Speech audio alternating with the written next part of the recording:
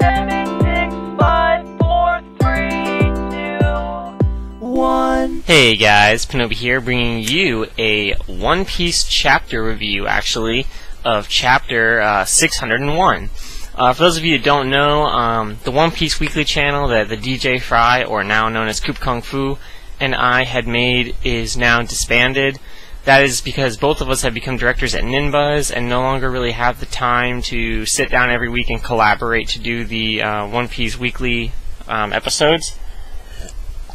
However, I am going to try my best when I get some free time to keep doing chapter reviews or just One Piece talks in general over random stuff. Maybe some One Piece reviews of other elements other than just chapters. Hell, maybe even some anime episode reviews. So let's go ahead and start off. This is chapter 601, Romance Dawn for the New World. The dawn of an adventure into a new world. In the description, I will, try to remember to leave. Actually, I will leave, a link to where you can read the chapter yourself and all that epicness. So let's go ahead and get into it. We were starting off here. We've got Brook. He is, escaping from the scene on a flying fish with a flying fish rider, which is pretty cool. Escaping from his manager, which is, of course, some of the long-arm people that had originally captured him. Originally, when the time skip was just starting, before the time skip even, when there was obvious allusion to a breakup of some kind where the Straw Hats were going to power up, considering that Apu, one of the supernova, utilizes music with as his fighting style, and he is a long arm, and of course Brook utilizes music, it was implied to me at least that Brook would gain some musical power-ups from them. We're not exactly sure what transpired over the 2 years. It seems like Brook was just making music. Obviously making music can result in a power-up for him, but I guess we're going to see if that unfolds into anything in the following arc. Then we've got Sanji and Zoro talking, all that cool stuff. Groove 41, talking about how they have to meet up at Groove 42 in order to leave. Sanji's doing the cute whole, let's see, Marines coming, we boat escape, talking in single-ized terms as you would to a child who is not intelligent enough to understand complex sentences. Zoro, of course, realizing that he's belittling him and threatening to cut him, blah, blah, blah, all that funny stuff. We have, Straw Hat Luffy, Straw Hat Luffy with the other fake Straw Hats. And then the Marines approach. He tries to order around Karibo or Karibu or whatever, one of the two brothers, and he, of course, is not going to listen because he seems to have a very twisted sense of morals, or actually, maybe even I don't know, some weird morals. He's like, oh, it's okay to lie to an evildoer. Is that it? You boys should really do away with that unwritten rule. Which, I guess that makes sense. He's talking about how they're, hypocrites because they think, oh, justice, but then you go and lie to someone. Well, I mean, it's kind of means to an end. The means justify the ends in their eyes, at least, because pirates themselves are, evil doers, as he said himself. So yeah, we're going on. Still, again, like thedjfrey and I talked about in a previous One Piece Weekly episode, they bring up the 400 million bounty again. I really hope that that's just something they're saying, like implying that he's even hot, like not implying, but just saying 400 million bounty when really he could be like 460, 450.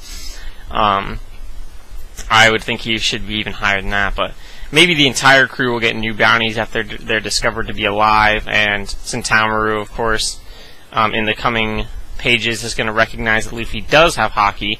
So, Lip Service is going to get taken out by a pacifista. The pacifistas are, rampaging and all that cool stuff. We see Sentamaru with the badass marine cape, and, basically saying, oh, fake Straw Hat, you're obviously, a piece of shit, bashing him on the head with his axe, which reminds me of this old book, Little Bunny Foo-Foo. Have any of y'all ever seen that shit? It's like Little Bunny Foo-Foo hopping through the forest, scooping up the field mice and bopping them on the head. Sorry, if you don't know what I'm talking about, you're just gonna have to, I don't know, think I'm retarded, but that book was awesome as a kid.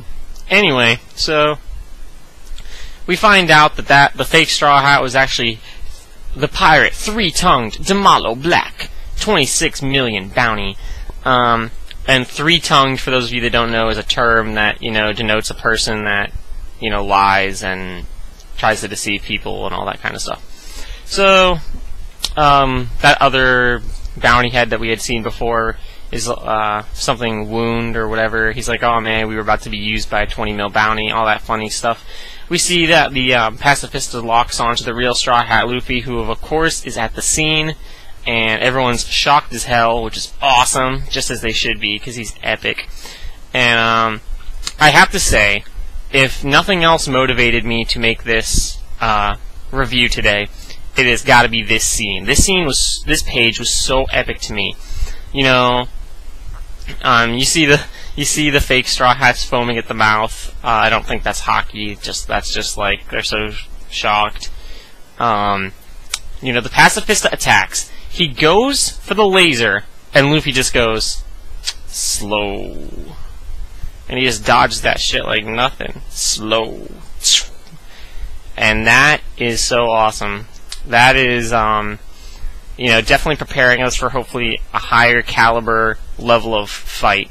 Unlike, DBZ or something like that, where the power scale, it's kind of like, what I'm trying to say here is, you see, in Dragon Ball Z, you have, like, Goku versus, like, Vegeta or Nappa. You have, like, really fast fighting, punch, punch, punch, all that cool stuff, yada, yada, yada. But his power level's, over 9,000, but not that much. Then you have fighting with Frieza. Frieza's power level was, like, over 1 million. But the fighting still looked pretty similar. In One Piece, it's like you have Luffy versus Buggy.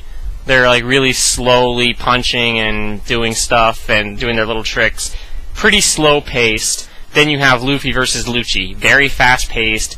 Lots of different techniques, variety of, moveset and stuff. So the power scale is much, much different in One Piece. It's also it's a lot more circular. Different abilities are better against different people.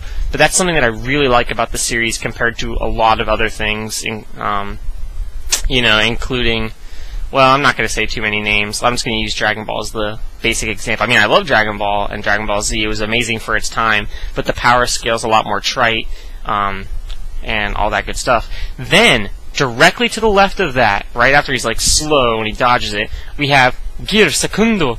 And this is maybe just to me, it looks like he's only activating Gear Second on his left arm. Yes. He's only activating it on his left arm, to me. That's what it looks like to me.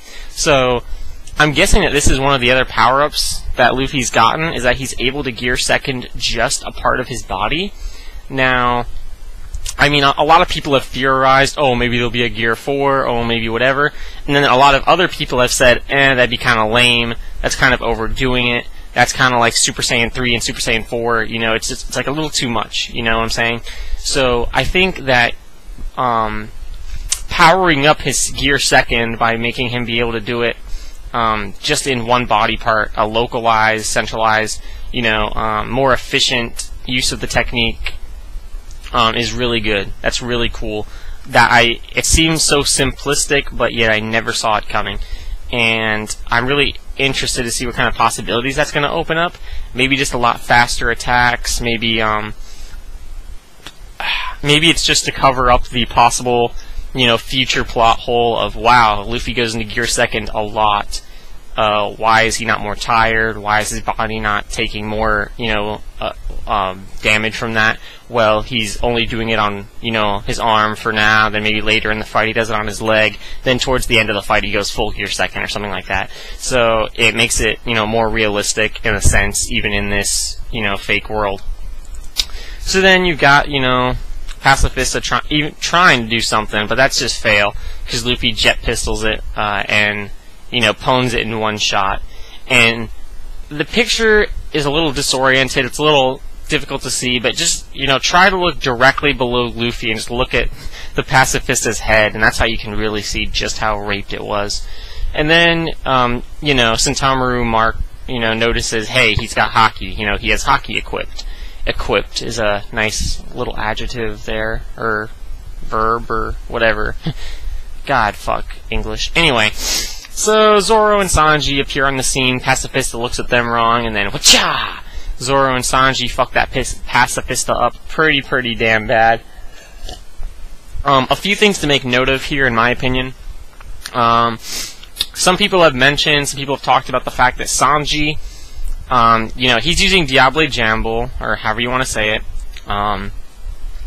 and Luffy used Gear Second. So both Luffy and Sanji had some sort of power-up when they attacked the Pacifista, whereas Zoro doesn't appear to have, you know, gone Asura or anything like that. So some people are, you know, saying, oh, well, Zoro, you know, had the more powerful whatever, blah, blah, blah, blah, I don't know. They're just saying it's more impressive that Zoro didn't use any sort of power-up. Although, if you look at, you know, his stance, I do believe, I mean, you guys can check back for yourselves, but I do believe that that is the stance for 3,000 Worlds. So, I mean, it looks like he switched arms. Like his right arm should be in the back and his left arm should be at the front. But the way he holds his back sword in the opposite direction so that the blade is, you know, facing away from his back, that is the stance of 3,000 Worlds. So he's using, you know, his old, you know, best technique, which kind of, in my opinion, puts him sort of on par with these, you know, power-ups that Luffy and Sanji are doing. So I definitely think that they're all, you know, exhibiting similar levels of effort against the Pacifistas. I know some people have, you know, tried to make notes otherwise of that. And then you see, you know, Zoro and Sanji, oh, I cut him, oh, I broke his neck, you know, doing that bravado comparison of themselves and everything, trying to be better.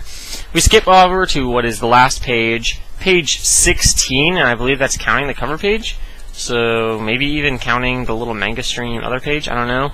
Pretty short chapter, to be honest, but you know, Rayleigh's on the scene, and he's just like, oh, just, you know, making sure you don't have any problems, making sure everything's cool, which is awesome, because, you know, he pretty much did that last time, and obviously had to save their asses, and couldn't even manage that without Kuma's help.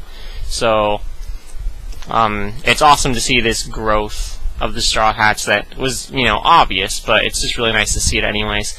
And we see Luffy finally, for the first time since, I think, Thriller Bark, saying, I'm gonna become Pirate King, which just shows, you know, after everything he's been through, after his ass-whooping, multiple ass-whoopings, Magellan, and, you know, after, you know, Ace's death, his failure with Ace, after Whitebeard's death, not that he was that close to Whitebeard, after all these fails, after the crew breaking, you know, getting broken up by Kuma and everything, it's showing, you know, the rebirth of the crew, the new Romance Dawn, the new adventure to the new world, and, you know, he still has the drive, the ambition, which is a very important element to the series, and, you know, Rayleigh sees that, and, you know, he's shedding tears there at the end. So, really amazing chapter. It was very short, but it was very impacting. It was great to just see the new power scale starting to mold.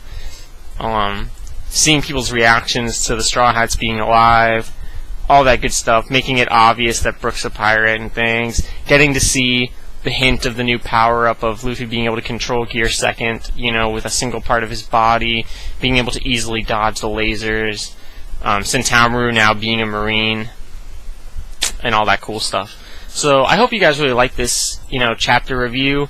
I'm going to be doing other One Piece discussions in the future, don't you worry about that. I hope that you guys, like I said, enjoyed this. If you have any suggestions for me, go ahead and leave them below. Sorry that this video is not going to have the, you know, epic template of epicness that the One Piece weekly episodes had. That is the masterful Photoshop work of thedjfrey and has nothing to do with little old me. So I'm also going to leave a link in the description to KoopaKungFu, thedjfrey's new channel, my old co-caster of the One Piece Weekly, in case you guys want to see what he's up to, know he didn't die in a fire, and all that good stuff. So that's about it for this, guys, and I'll see you later.